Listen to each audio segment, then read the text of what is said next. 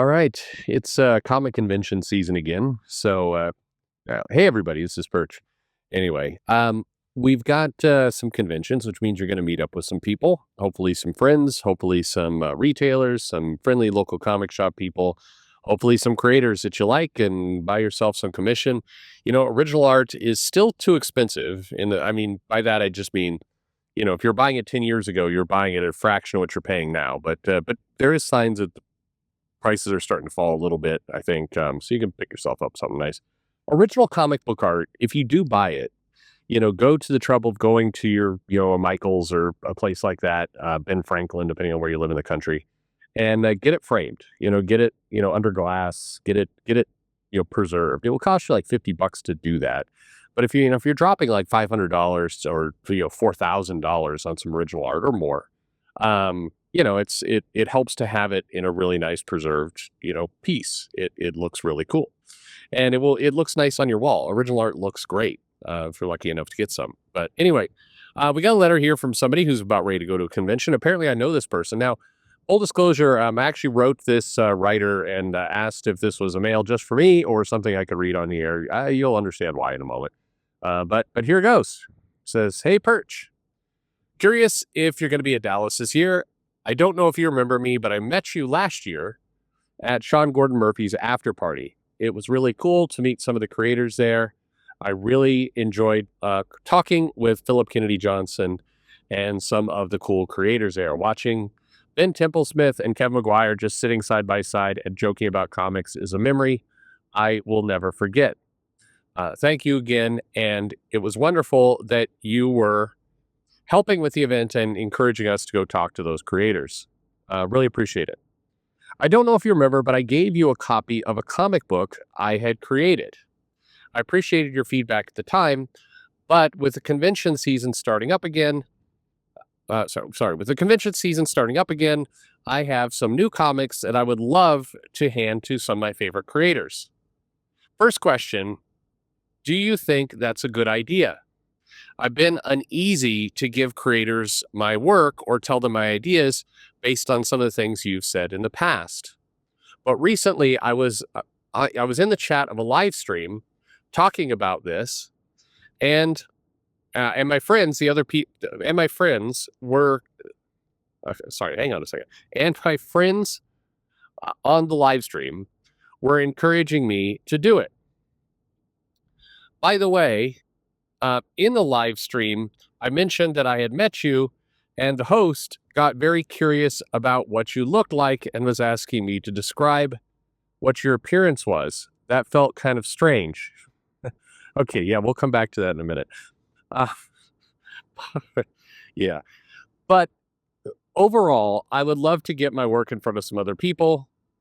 What is the proper protocol?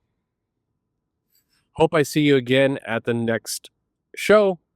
Listener, as always. Okay, and then I will read the last part. Cool. All right, so for the question at hand of do you show your work to creators, it's kind of one of those, if the creator, here's what I would do, and your mileage may vary, and a lot of it has to do with like your ability to read the room, your ability to understand kind of where the creator's coming from, how things are going. That's going to matter. It's going to matter because if you're catching a creator who's more or less, like an artist who's, having an okay time and, they've sold some work and they're feeling mostly good and they're not, exhausted from sitting in a noisy convention center for 8 hours and sweaty and tired and hungry, then, they're probably more likely to look at your stuff. If it's been a long, grueling day of not selling stuff and, annoyance. And you've been to these convention halls. If any of you have ever been to a comic convention, it's hard to be in there. Like if you're just on the floor surrounded by people kind of milling around, again, your mileage may vary, but for me, like 4 or 5 hours in that thing, I'm ready to go outside and get air. It's the smell, the heat, it's just enough. And so, creators, if it's the end of the day and they're beaten, blown, or if they're just, at dinner, I went to have dinner with an artist at one point, and some fans came walking up and kind of just, the guy he was in like mid bite of his burger, and they're like, "Hey, we'd like you to sign some stuff." And it's like, let the man eat. I think that there's a certain element of like, no, read the room. But if so that's really going to depend on it. But the bigger factor, and this is more for editors and writers, you have a little bit of an easier go of it for artists, is if you have an original idea, a story, they're going to be reluctant to want to read your stuff because if they have an idea that's similar, or down the road a couple of years, somebody sues them because it's like, well, you read my book and you stole my ideas. It does happen. It actually happens a decent amount, and so a lot of creators have been trained to just not allow fan work for that reason. Now, artists, I think you can bring them pages and you can say, what do you think of my style and all the rest. And I think that a lot of artists are more than willing to engage in that. But if you're handing them like a full story, you're potentially handing them a problem. And that's why they may be reluctant. But if you have a relationship with them, if you establish some level of trust, all the rest, then most of the time people will be open to that. But you can't go in cold. And so that's the whole thing. The biggest note I would give to you or anyone else is, if a creator ever is like, no, I can't see that, and they're kind of brusque about it, or even rude about it, hopefully they're not rude, but just, in this one, in my experience, the creators have been more rude on this topic when people show up, are ones that have been sued or had to deal with something. And it's literally like you're getting a fear reaction. You're getting again, people shouldn't be rude, but it's if you go through a bunch of shit, it's understandable why somebody may react a little bit more aggressively.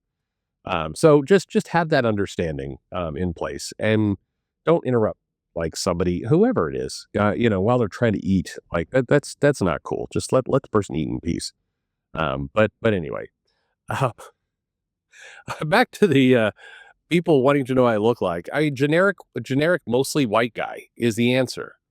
I mean, that's what it is.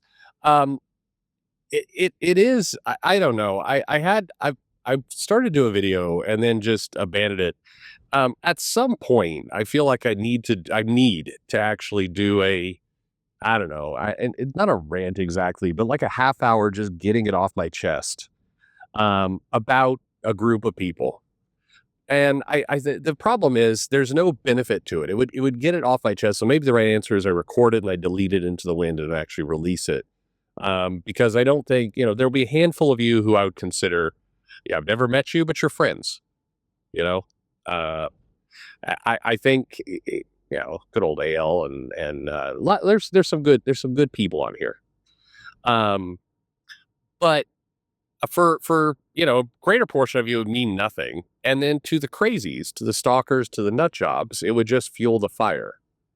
But I guess I'll give you the very light version of this.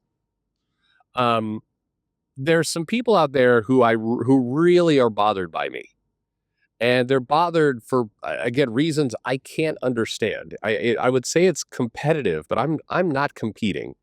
So therefore, you win. I won't.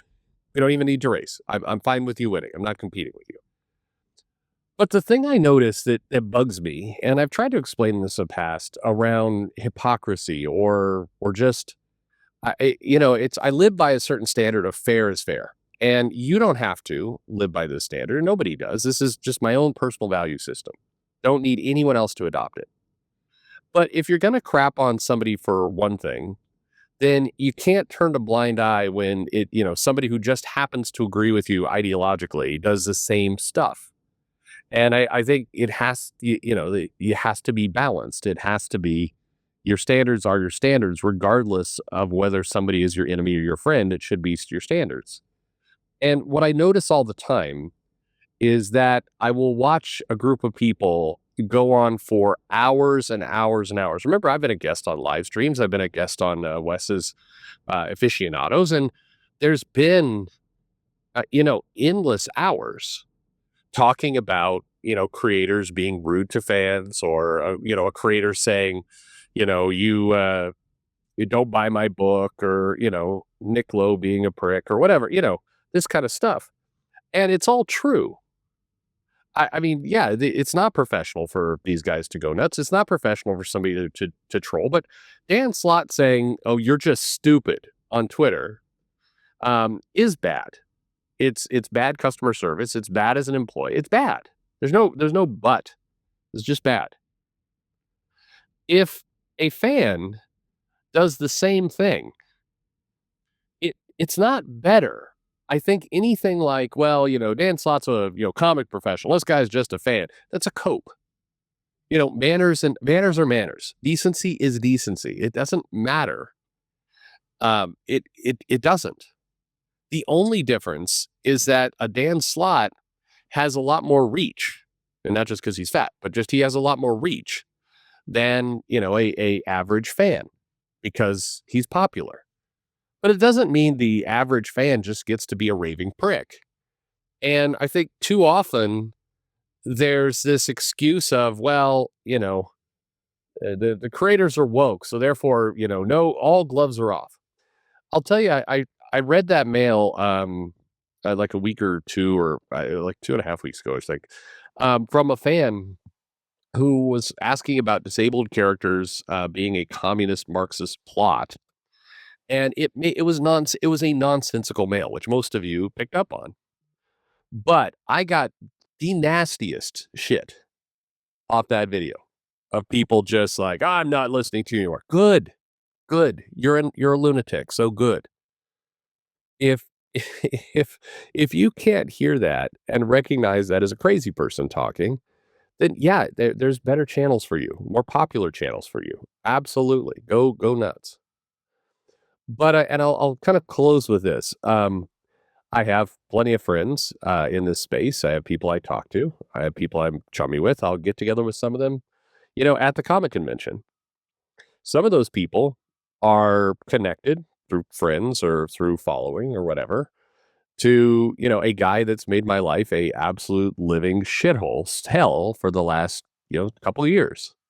Guy who's gone after my family, gone after my children, master flag my videos, all that kind of stuff caused me annoyance and has been a huge reason to say it's just not worth it. Let's call it. Every now and then, one of my, I'll be talking to one of my friends and they're like, oh yeah, what's the deal with that guy? He seems to really have it in for you. I'm like, yeah, this guy's a real pain in the ass. He's caused me a lot of trouble. It's like, yeah, I don't know why he does that. And I'll go, why are you, so if you're seeing him do this to me and you think I'm a reasonable person, why do you stay connected to him? Why do you remain friendly? It's like, well, we gotta, yes, us Republicans gotta stick together. I'm like, yeah, but the guy is a lunatic. That doesn't help your case. It's like, hey, we all vote for the same person, but let's let this one guy who's, a schizophrenic handle a machine gun. Oh, you wouldn't say that in a platoon. That's nuts. I know it's tribal and everything else, but it's nuts. And to me, that's the thing that is goofy about this. So, I mean, like I said, I know you're talking about because we went back and forth in the mail about who you're talking about, and yeah, it's creepy stalker behavior, and yeah, that guy's a lunatic. But what can you do? Anyway, look, even if the creator is rude to you, at a con, getting back to the original question in the mail.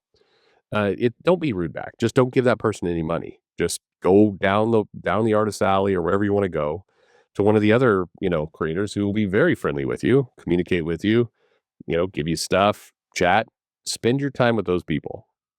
Fighting it out, it's not worth it.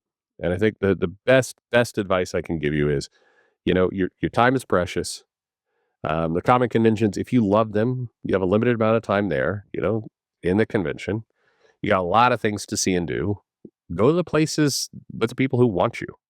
Spend your money there. Spend your time there. Thanks for listening.